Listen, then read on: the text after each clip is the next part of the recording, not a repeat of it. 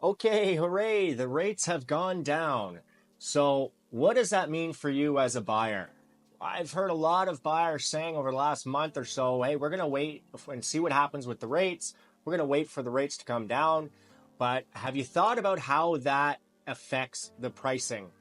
And I wanted to take a moment to show you a visual representation of the correlation between rate announcements and benchmark pricing, which is the cost to acquire a unit. So thanks to ChatGPT here, I've pulled up all of the rate announcements since the start of January 2020. That was the last time we saw a rate reduction. So obviously quite a few announcements. And this graph here is showing over the timeline and the home price index, which is the most accurate way to gauge pricing. And it's using again, the benchmark price, the cost to acquire a unit. So we're looking specifically here as an example, 1-story and 2-story detached single family in the Greater Toronto Area. So let's quickly look here. Back in January 2020, we had 3 quick rate reductions. And what happened? Almost right away, the prices started to skyrocket and they did not stop for quite some time. Obviously, there was a lot going on in that period of time, very low inventory, a few factors, but overall, the rates reduced, the price increased. So look at that, boom, roller coaster, riding, peaked in February 2022. Then all of a sudden, an announcement in these big red marks here, first rate increase.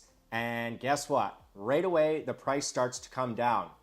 And another one, and then another one, prices continue to drop, another one, price continue to drop, and then boom, 1, 2, 3, 4 rate increases, bringing that price down to a trough in the start of, or the end of 2022, start of 2023 comes around, and we've got a green one here. I put green as neutral. Anytime the Bank of Canada announced that they're actually holding rates and not increasing them, that's a very positive outcome for buyers as well. That too brings in a lot of buyer confidence. So what, again, right away, positive information, positive announcement, look at this, price starts to climb.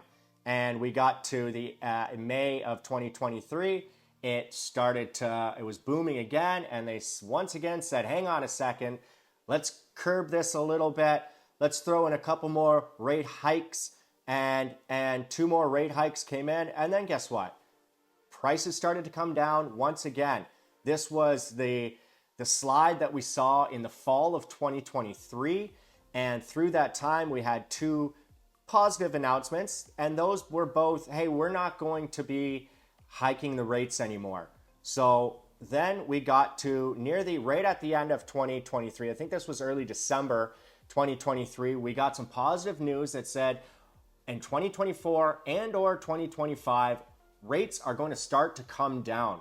So once again, positive announcement almost right away. Guys, it's like 30 to 60 days. As soon as there's a positive announcement, the benchmark price, the pricing changes. And here we are again at the start of 2024. Basically, from the start of 2024 till today, the pricing has gone up 10 to 15% in areas. And now that we're into May, we saw that a lot of buyers were sitting on their hands and inventory started to build up.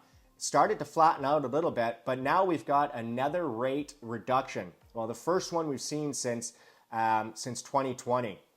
So we can just look. It's right here. As the rates come down, the prices go up. As the rates go up, the prices come down. Now we're at a rate reduction, and potentially another one in July, and then potentially another one in September.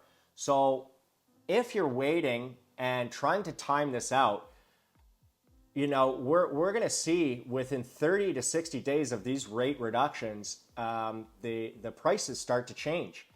And if there's another one in July and you're waiting till September, as these rates come down, what have we seen over the last few years? When they come down, the prices go up. I don't see them coming down, so it's up to you to figure out what you'd like to do.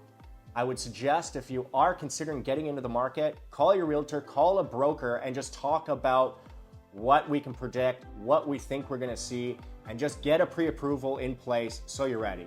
And that is the correlation between interest rates and benchmark pricing.